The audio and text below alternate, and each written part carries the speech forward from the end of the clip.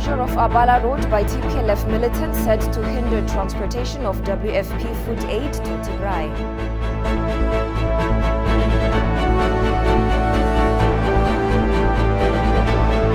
Ethiopia intensifies opposition to punitive bills.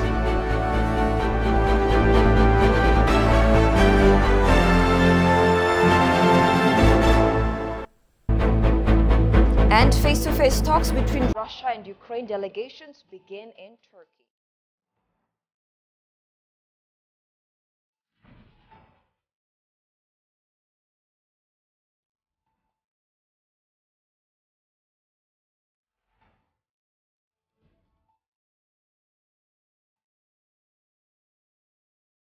Hello, many thanks for joining us. You're watching Addis News Hour with the news. I'm Tabitha John. Do stay with us.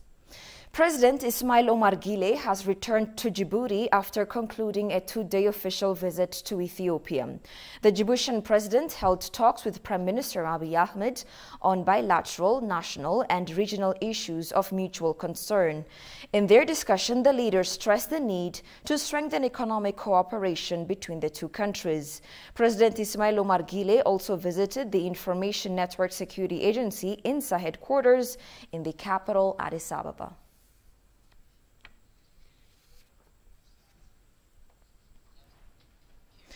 The Government Communication Services, GCS, in a statement, disclosed that closure of Abala Road in Afar by TPLF militants has hindered transportation of food aid by WFP to people in need in Tigray. It is to be recalled that the Ethiopian government has declared a truce for the humanitarian needs of the people in the Tigray region. Since the decision, the Ethiopian government has taken a variety of actions, allowing a full week of air transportation to several international humanitarian organizations was one of the initiatives. Accordingly, pharmaceuticals, medical equipment, money, and nutritional supplements began to be transported by air as much as possible, the statement said. Quote-unquote, in addition, the government has also permitted other humanitarian aid to be transported by air. In this regard, the government has taken immediate action unless there is a lack of capacity or a delay in the operation of the charities. To expand access to humanitarian assistance, the World Food Programme, WFP, has been allowed to transport 43 trucks of food aid to people in need in the Tigray region via Abala Road. Of this, 20 trucks are stationed in Samara town of Afar region carrying humanitarian aid. The Ethiopian government hopes that all stakeholders in the Tigray region will work together to facilitate the delivery of aid and ensure a stable life for all, the statement underscored.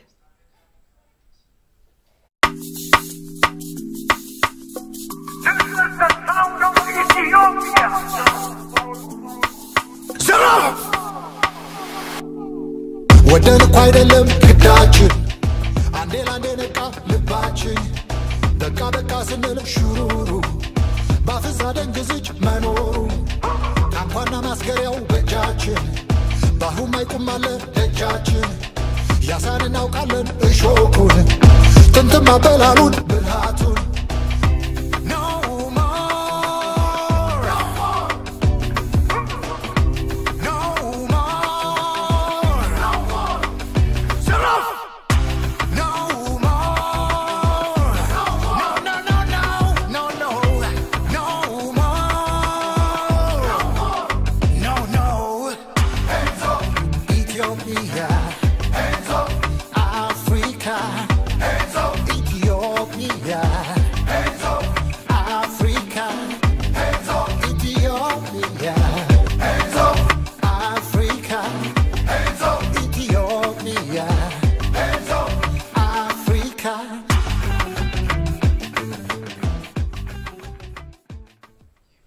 The Ethiopian diaspora community called for the cancelling of HR 6600 and S3199 draft bills proposed to sanction Ethiopia.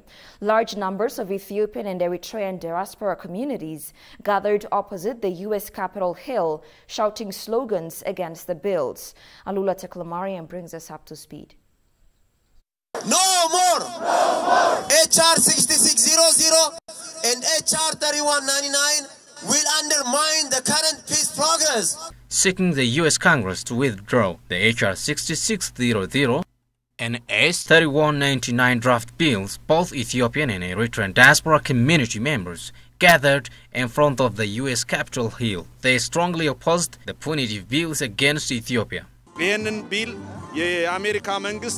urge the United States government to cancel these bills. Ethiopia has long been maintaining its sovereignty. Therefore, it is much wiser to consider the 120 years Ethio-American partnership.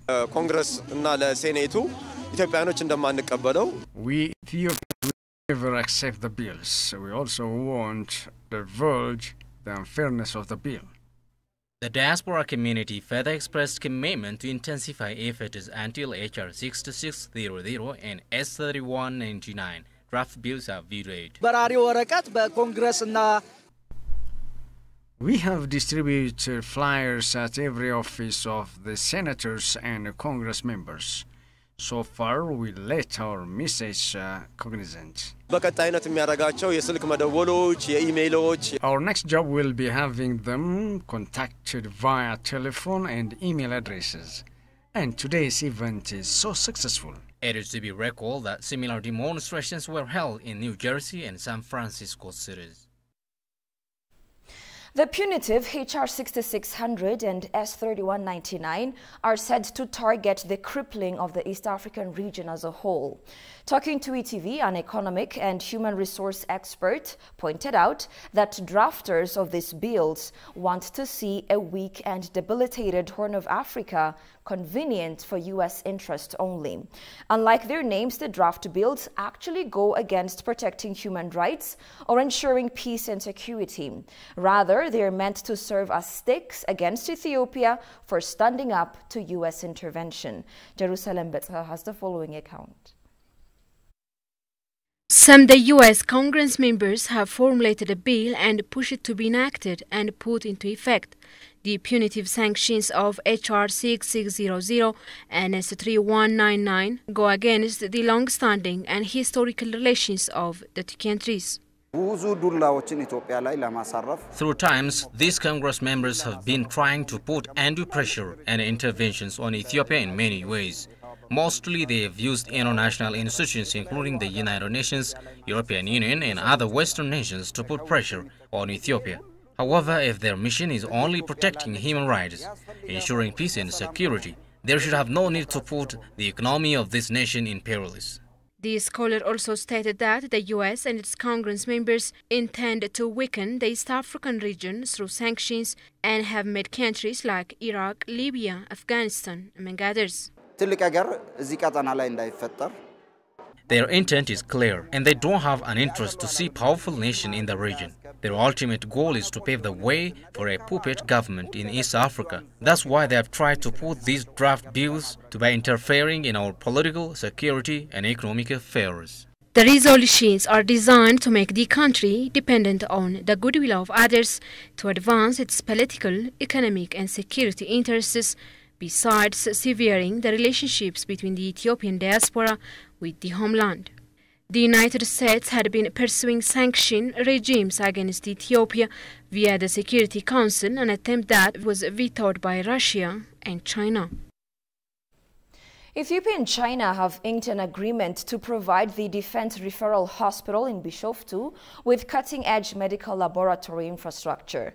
The agreement has been signed by the Ethiopian Defense Minister Abraham Belai and Chinese Ambassador to Ethiopia Zhao Zhiyuan. On the occasion, the Defense Minister Abraham Belai underlined that Ethiopia and China have been enjoying an invincible relationship in multifaceted areas of cooperation, saying that the relationship between Ethiopia and China is transforming into a higher level. Ambassador Zhao Zhiyuan affirmed commitment of his country to equip the Defense Referral Hospital with state-of-the-art laboratory infrastructure.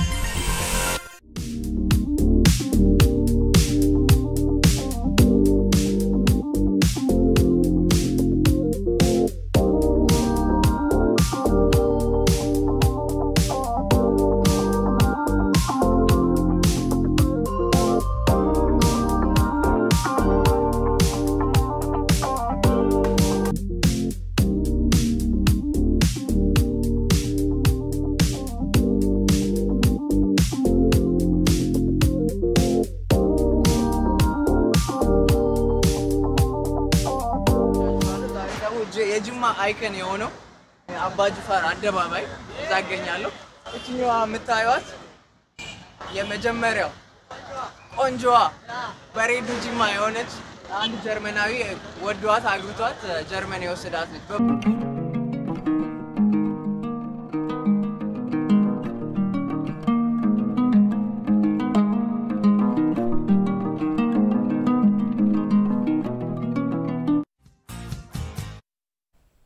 Welcome back. You're watching Addis News Hour. The belligerent Tigray People's Liberation Front (TPLF) has been given another chance for peace. However, Ethiopia's lately extended peaceful overture is being undermined by the TPLF in an attempt to maintain the status quo, thus prolonging the suffering of the people of Tigray. In the following reportage, Tigist Sarnesa looks into the latest developments. Ethiopia's humanitarian truce was welcomed by a number of diplomatic institutes, governments, and multiple foreign government senior officials, for it was believed to have brought up lasting peace for Tigray state as well as war-torn Amhara and Afar. When the federal government declared a unilateral ceasefire in June last year, the TPLF rejected it, saying it was a sick joke. The TPLF even went to the extent of spreading lies that its troops chased away the Ethiopian Defense Forces. It is to be recalled that the government has been engaged in various rounds of humanitarian assistance and rehabilitation initiatives in the region. The last time that we had met as part of this briefing was before the humanitarian ceasefire. And so just to further reiterate again activities that had transpired prior to the unilateral humanitarian ceasefire, we recall that the efforts by the government in the first round, distribution of humanitarian assistance had been made for 4.5 million people throughout the region. The second distribution was aimed at 4.5 million people, and in the third round, according to data from the relevant stakeholder, up to 4.9 million up to 4.9 million people had been reached in humanitarian assistance. And in the third round particularly, you would recall that this was being done in consortium or in cooperation with different international partners as well. As of June 29th, 2021, the federal government made a unilateral humanitarian ceasefire. And this ceasefire was enacted, as has been shared before, to enable farming activities from being interrupted. Otherwise, any further disruption to the farming activities of those within the region will have devastating consequences, particularly for food security within the next year, meaning the Ethiopian calendar. And in that regard, prior to the humanitarian ceasefire, up to 500 or more than 580,000 quintals of fertilizer had been purchased, with more than 530,000 quintals that had been stored within storages in Mekelle and also distributed through cooperatives or through 10 cooperatives within the region. Despite such peaceful overtures, the group managed to expand the war to the neighboring Amhara and Afar states, claiming the lives of hundreds in extrajudicial mass killings and mass destruction of government and private properties and a number of public infrastructures. During the US-backed TPLF offensive, Lalibela came under occupation, which as residents told us was a horrific time for the tourist destination. ያው ከባድ ነው እኛም እንጀራ በግዳንቱ እየተባለ ህዝቡ ይደበደባል ያው ትሰጣለህ ግዴታ ልጆችን እየቀማህ ለነሱ ትሰጣለህ ያው ህይወት ነው The message we received while touring the town, and that has been frequently repeated across the country, is that the TPLF's modus operandi was to destroy infrastructure and social services in the areas they occupied. We also saw extensive damage, all attributed to the TPLF by local residents, to critical infrastructure, like the local airport.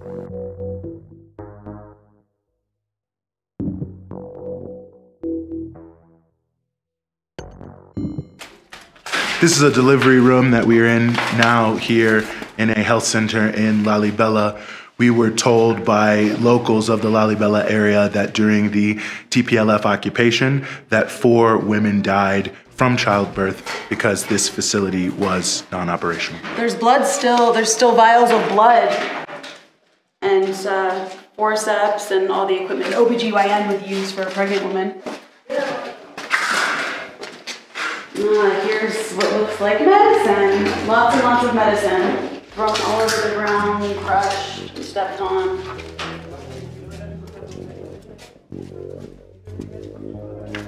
3 weeks prior to the declaration of humanitarian truce, the federal government sent 43 trucks loaded with food and non-food items which were intentionally blocked by the terrorist TPLF from entering Tigray state. The so-called Transitional Authority of Tigray has accused Ethiopia of attempting to hoodwink the international community into believing that it has immediately facilitated a temporary cessation of hostilities to allow humanitarian aid to flow into Tigray. The truce was to allow food and relief aid into Tigray, since supplies had been cut off by fighting, which resulted in more than 75% of the population having to resort to extreme survival methods. ከ15 ቀን በፊት እንቅስቃሴ ያደረጉ ከሰመራ ወደ አባላ ተንቀሳቅሰው የነበሩ About 2 weeks ago, we dispatched 43 trucks that are carrying humanitarian assistance, including food and non-food items from Samara to Abala. But the journey was disrupted by the TPLF, and they were forced to return. As if this was not enough, 20 trucks loaded with humanitarian assistance, including food items, and 3 trucks carrying fuel tankers were transported from Samara to Mekelle. But they failed to deliver the assistance due to the obstruction by the terrorist group. TPLF continues to launch attacks on pockets of Afar and Amhara while its activists are openly campaigning for the ratification of the punitive bills of HR 6600 and ACE 3199. Ethiopians have been urged to press ahead with the call to cancel the punitive HR 6600 and ACE 3199 bills. They told us to stop saying no more. Are we going to stop saying no more? No! Brothers and sisters, they think we're divided, so they're coming after us again with a sanction. Japan expressed readiness to bolster bilateral ties with Ethiopia, particularly in the fields of humanitarian assistance. The Asian giant has provided a total of over $14 million to Ethiopia to be implemented in partnership with a host of international organizations. Yohannes Fentahun has spent some time with Japanese ambassador to Ethiopia, Ito Takako. Take a look. Prior to the Second Italo-Ethiopian War of 1935, the Japanese worked towards economic goals with the Ethiopians in an attempt to expand Japan's trade with the rest of the world. Japan and Ethiopia have a long and friendly relation dating back to the 1930s. Such good relations have been strengthened by the efforts of different government officials of the two countries. Both countries have a long history as a nation and a very unique culture, and then its own language and so forth. So I think we are good partners, although we are geographically apart. We have a unique character as an independent nation. Introducing Japan's technology and investment projects to Ethiopia would not only speed up its growth, but could also serve as a gateway to Africa, the ambassador said. I think we've been cooperating well in, especially in the development of economic and social development here in Ethiopia. Ethiopia has a great potential, especially for the economic development. I think JICA is working with the people in Ethiopia, introducing Kaizen, the continuous improvement concept, and some of the companies as well as organizations are quite successful. And also, we'd like to see more cooperation in a political area by having this democracy, human rights, rule of law to be respected and implemented in this great country. Japan's partnership with Ethiopia has helped to promote sustainable business development in the country. The Intergovernmental Authority on Development, EGAD, says refugees should get equal opportunity to education in host country. The remark came during the authority's third ministerial meeting on education. The authority has also reviewed the implementation of the Djibouti Declaration on Education for Refugees, IDPs, returnees, and host communities. The third ministerial session stressed refugees, IDPs, returnees, and host communities should be included in the education education programs of host countries because they are citizens of the region. Ethiopia has been delivering education for refugees sheltering in Afar, the refugee camps of Gambela, Benishangul, Somali and Tigray regions by availing teaching and necessary education logistics, participants said. The meeting was attended by members of the steering committee composed of representatives of education ministries, refugee agencies of all member states, core task force members of the Djibouti Declaration, ACW, GIZ, UNHCR, the European Union, UNESCO and UNICEF, among others.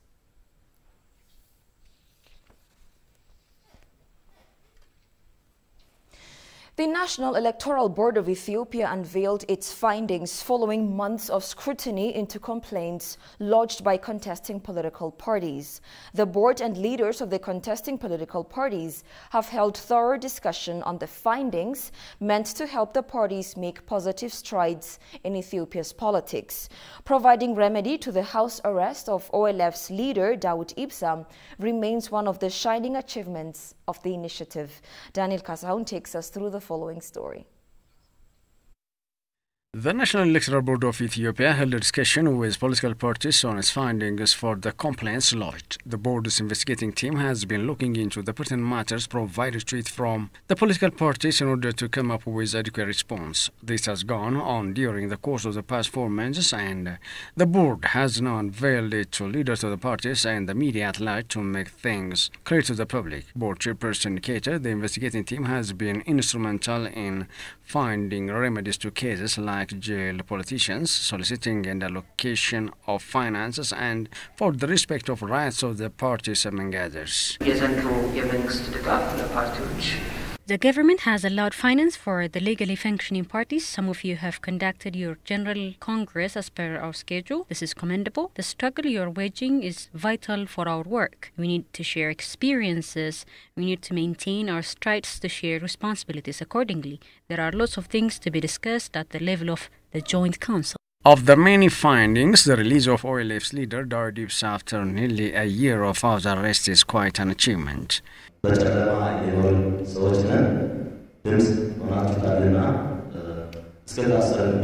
Some of us have been thrown in jail. Our members have been living in constant intimidation and maltreatment.